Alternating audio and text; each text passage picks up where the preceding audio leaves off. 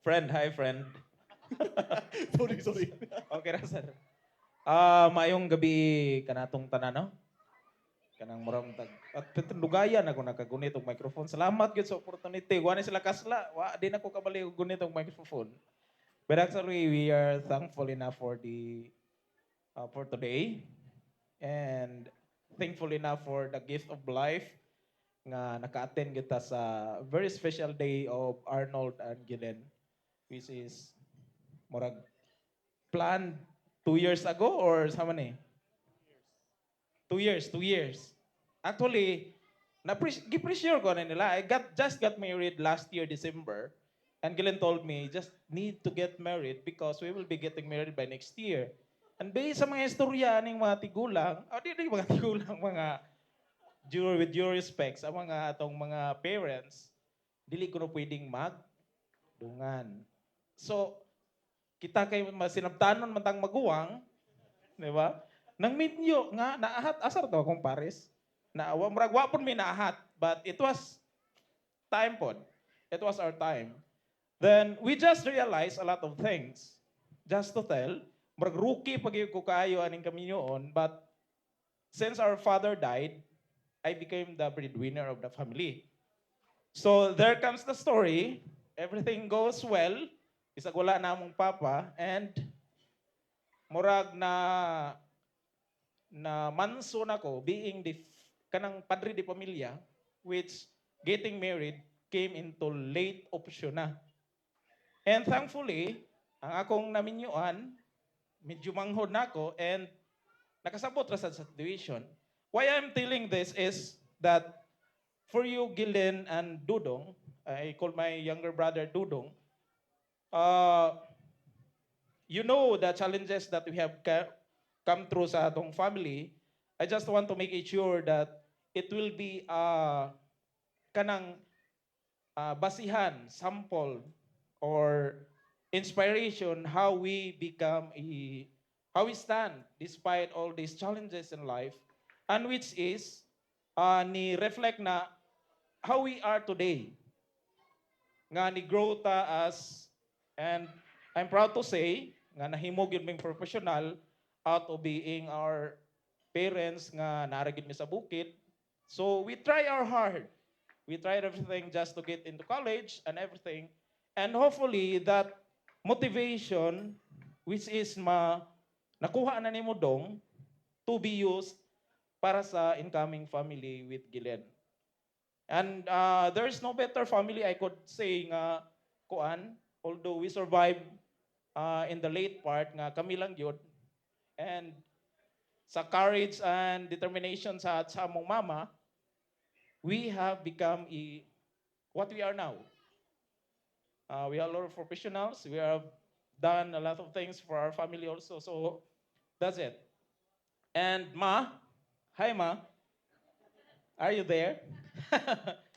I hope proud ka namon tanan. Inahalin na gid mi tanan Ma, di gyud po di ni kuan Ma. Nahalin na gid mi. So kuan na kita ni kanang as in we are blessed also to have a great mother nga forever supportive until this time and until kuan mora sa daw mong pray nga until God will allow nga makauban na mo mong mama, it is kinsabay anak nga dili mangandoy ana. So that's it. Then to the point pod nga I know Gillen, I think also to the parents and so ni Gillen nga how she is being raised. We've known Gillen for many years. Pila taon na gini.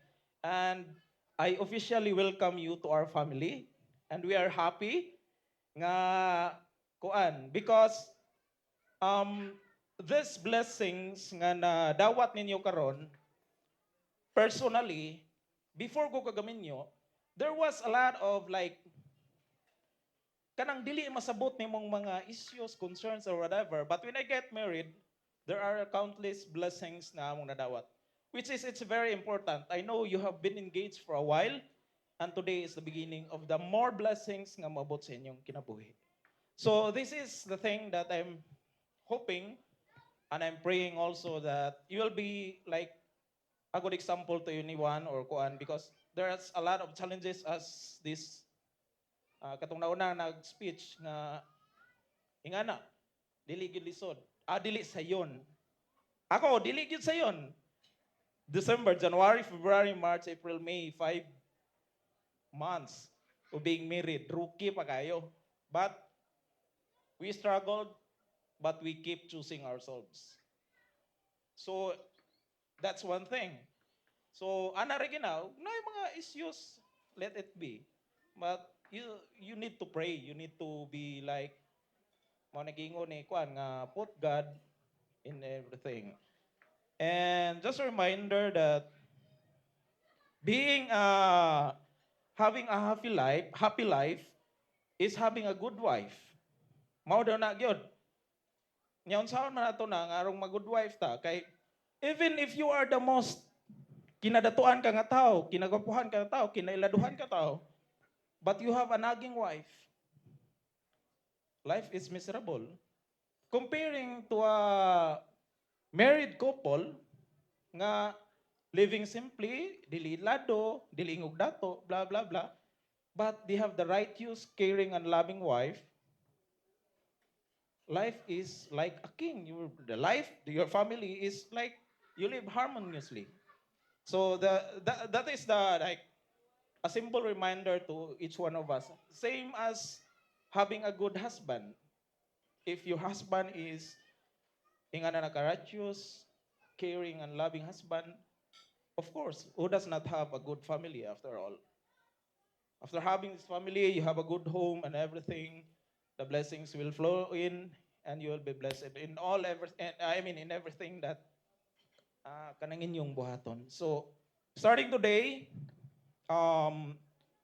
we'll keep you in our prayers. We will support you. And Gillian, maro gini akong hangyo nimo. This man here, suguunon gini namo, pasuguag hapon mi niya. Maro gina. Then to each and every one of us, salamat kayo ninyo and sa mga nag-support nga ma-realize ning ilang activity today. It is always a blessing to have you all. Thank you. Thank you so much. There you have it. The brother of the groom, Engineer